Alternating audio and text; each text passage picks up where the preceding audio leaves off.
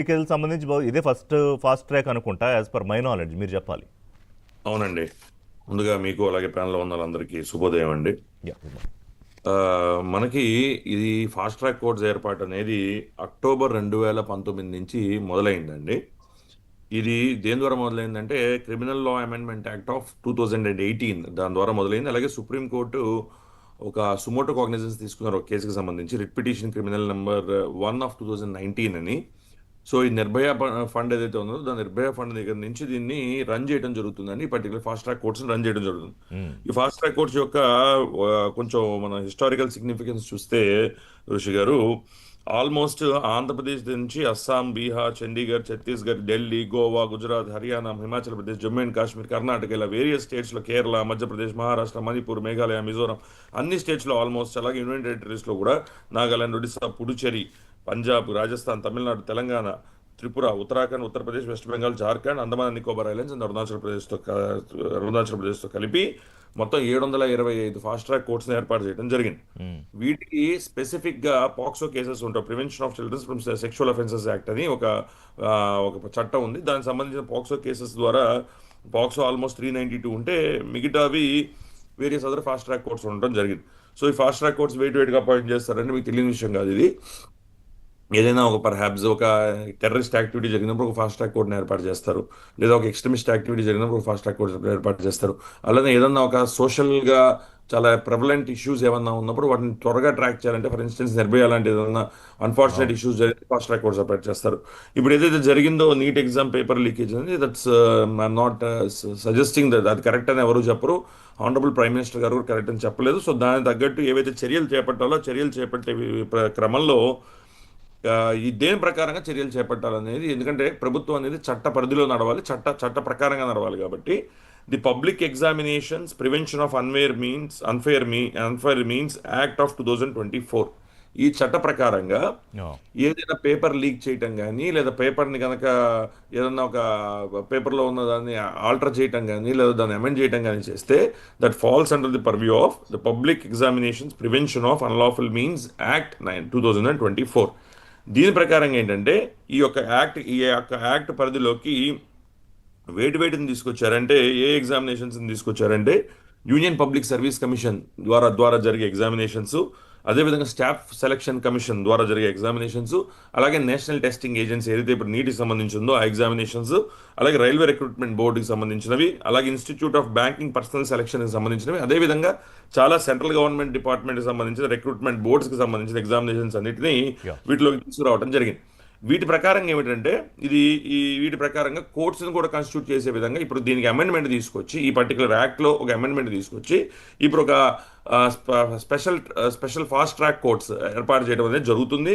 ఇప్పుడు వచ్చిన సందేశం ప్రకారంగా ఏమిటంటే ఢిల్లీ బేస్గా రోజ్ అవెన్యూ కోర్ట్ కాంప్లెక్స్లో ఈ పర్టికులర్ ఫాస్ట్ ట్రాక్ కోర్ట్ని ఏర్పాటు చేయడం జరుగుతుంది. ఇప్పుడు ఏదైతే ఈ ఎలిగేషన్స్ ఏదైతే వస్తున్నాయో నీట్ పేపర్ లీక్ అని, more or less allegations are considered to be true also. ఎందుకంటే అది అన్ని విధాలుగా మనం చూస్తుంటే పేపర్ లీక్ అయిందన్నట్టు మళ్ళీ ఆ తర్వాత సబ్సిక్వెంట్ ఎగ్జామినేషన్ కండక్ట్ చేయడం, ఆ తర్వాత జరిగిన పరిణామాలను చూస్తుంటే మళ్ళీ రీ ఎగ్జామ్ పెట్టారు కదా, పెట్టారు కాబట్టి ఇది ట్రూ అన్న విషయం మన అందరికీ తెలుస్తుంది. కాబట్టి దీనిలో ఎవరెవరు ఇన్వాల్వ్ అయ్యారు. కానీ ఇందులో నిన్న కపిల్ సిబాల్ మాట్లాడుతూ, సీనియర్ అడ్వకేట్, ఆయన ఏమంటారంటే 3 నెలల్లో విచారణ ఇలాంటి అంశాల్లో అంత సాధ్యమయ్యే అంశంలా కనిపించట్లేదు అని అన్నారు ఆయన.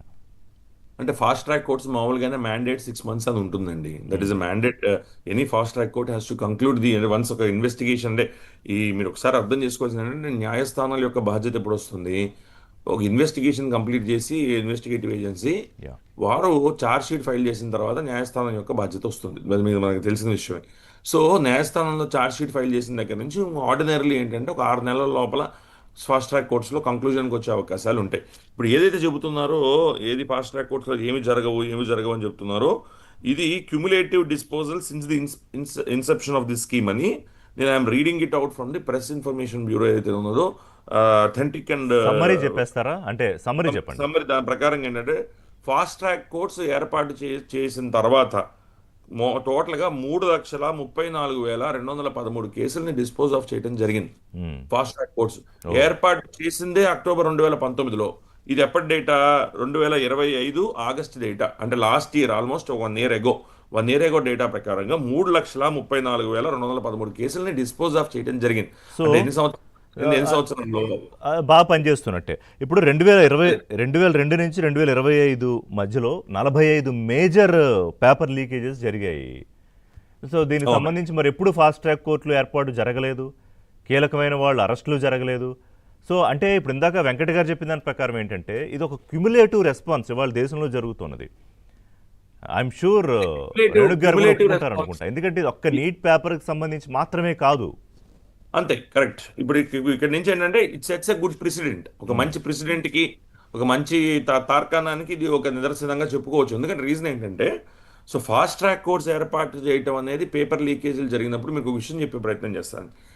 As per the news reports and నాకు తెలిసిన సమాచారం ప్రకారం 47 మంది ఎన్టీఏ అఫీషియల్స్ని వాళ్ళ మీద ఛార్జెస్ ఇన్వోక్ చేయడం జరిగింది. ఎఫ్ఐఆర్స్ రిజిస్టర్ చేసి పోలీసు వారు ఛార్జెస్ ఇన్వోక్ చేయడం జరిగింది. ఇప్పుడు వారందరినీ ఇన్వెస్టిగేట్ చేస్తారు. పేపర్ లీకేజ్ ఎక్కడ జరిగింది? ఇప్పుడు నేను చెప్పేది ఏంటంటే ఇక్కడ విషయం మన కొంచెం డీవియేట్ అవుతూ లీగల్ ఆస్పెక్ట్స్ ఇప్పుడు చెప్పే ప్రయత్నం చేస్తే కొంచెం డీవియేట్ అవుతూ ఏ ప్రభుత్వం అయినా irrespective of whoever is in power, ఏ ప్రభుత్వం అయినా పేపర్ లీకేజ్ జరగాలని ఆ ప్రభుత్వం తనంతగా కోరుకోదు. ఏ మంత్రి గారు కోరుకోదు, లేదా ముఖ్యమంత్రి గారు కోరుకోరు, లేదా ప్రధానమంత్రి గారు కోరుకోరు. అది మన అందరికీ తెలిసిన విషయం. జరిగిన తర్వాత చర్యలు ఎలా చేపడుతున్నారు, మళ్ళా అలాంటి చర్యలు జరగకుండా ఏ విధంగా చర్యలు తీసుకుంటున్నారు అనేది ఇంపార్టెంట్. నేనేమంటానంటే respect of the political discourse that's happening outside, the most important thing is what is the after action. అంటే మీది ఒకసారి ఒక ఇన్ పర్టికులర్ ఏదైనా ఇష్యూ మీ నోటీస్కి వచ్చిన తర్వాత what are the course correction measures that you have undertaken. So course correction measures ప్రకారంగా ఎవరైతే ఆ పర్టికులర్ అథారిటీస్ ఉంటారు, ఇప్పుడు ఎన్టీఏ నేషనల్ టెస్టింగ్ ఏజెన్సీలో ఉన్న ఆఫీసర్లు ఎవరైతే, వాళ్ళని క్రిమినల్ ఛార్జెస్ ముందు ఇనిషియల్గా వాళ్ళ మీద వాయిస్ చేసిన వెంటనే రేపు ఉదయాన ఆ పర్టికులర్ దానిలో కూడా డ్యూ కేర్ అండ్ కాషన్ వస్తుంది. ఎందుకంటే ఇది మీకు తెలియని విషయం కాదు, ఒక భయం అనేది ఖచ్చితంగా అంటే ఇది వాళ్ళ చాలా పెద్ద మాఫియాగా మారిపోయింది అని వినిపిస్తున్న అయి టైంలో ఉండొచ్చు. అంటే 10 అలా కోట్ల కాదండి. 10 కోట్ల జరిమానా, 10 ఏళ్ల వరకు జైలు శిక్ష లాంటి స్ట్రింజెంట్ యాక్షన్స్ హెల్ప్ చేస్తాయి. తీసుకోవాలి. అదే తీసుకుంటే పరిస్థితి ఏముంటుంది? ముందు ఎఫ్ఐఆర్ పెడితే వీళ్ళలో చాలా మంది మీరు అబ్జర్వ్ చేస్తే ఇవన్నీ గవర్నమెంట్కి సంబంధించిన ఏజెన్సీస్, యూపీఎస్సీ దగ్గర నుంచి కాన్స్టిట్యూషనల్ బాడీస్ ఇవన్నీ. వీటిలో ప్రభుత్వానికి సంబంధించిన వారి ప్రభుత్వ ఇంకా క్లియర్గా చెప్పాలంటే ఓపెన్గా మాట్లాడుకోవాలంటే ప్రభుత్వానికి సంబంధించిన ఉద్యోగులు వీటిల్లో ప్రధాన భూమిక పోషిస్తారు.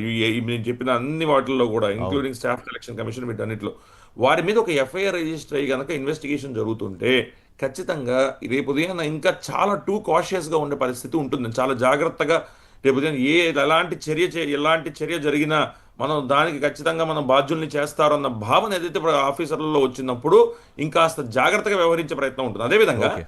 న్యాయస్థానాల్లో కూడా బాధ్యుల్ని చేసి ఎఫ్ఐఆర్ రిజిస్టర్ చేసి ఇన్వెస్టిగేట్ చేయడమే కాదు, న్యాయస్థానాల్లో కూడా త్వరితగతిన ఆ ట్రయల్ కంక్లూడ్ చేసి మమ్మల్ని జైలు పాలు చేస్తారు, మమ్మల్ని కన్విక్ట్ చేసి జైలు పాలు చేసే అవకాశం ఉంటుంది. కాబట్టి చాలా జాగ్రత్తగా వ్యవహరించాలి మన అందరం ఇందులో. Right. ఏదన్నా ఏ పేపర్ అయినా నీట్ అవ్వచ్చు, ఇంకొక యూపీఎస్సీకి సంబంధించిన ఎగ్జామినేషన్ అవ్వచ్చు, స్టాఫ్ సెలక్షన్ కమిషన్ సంబంధించిన, లేదా బ్యాంకింగ్ పర్సనల్కి సంబంధించిన ఎగ్జామినేషన్ అవ్వచ్చు. ఈ బాధ్యత నిర్వర్తించే వాళ్ళకి వాళ్ళ అకౌంటబిలిటీ వాళ్ళకి చూపించడం అనేది చాలా ఇంపార్టెంట్ చర్య. దాని ప్రకారంగానే explained. నీట్ పేపర్ రిలీజ్ అయిన తర్వాత 47 మంది మీద కేసు కట్టడం అంటే నేను అనేది అదేనండి. What are the steps taken by the government? So that is the first step. అంటే సెక్రటరీని మార్చడం దగ్గర నుంచి 47 మంది మీద వేటు వేయడం దగ్గర నుంచి స్ట్రింజెంట్ చట్టం తీసుకురావడము, దాన్ని పార్లమెంట్లో పెట్టి చట్టంగా చేసిన తర్వాత ఇంప్లిమెంటేషన్ అనేది ప్రభుత్వం ఇప్పటి వరకు కనిపిస్తున్న ఏమవుతుందంటే action. Okay the main point action pending. ఒక బ్రేక్ తీసుకుందాం ఉమేష్.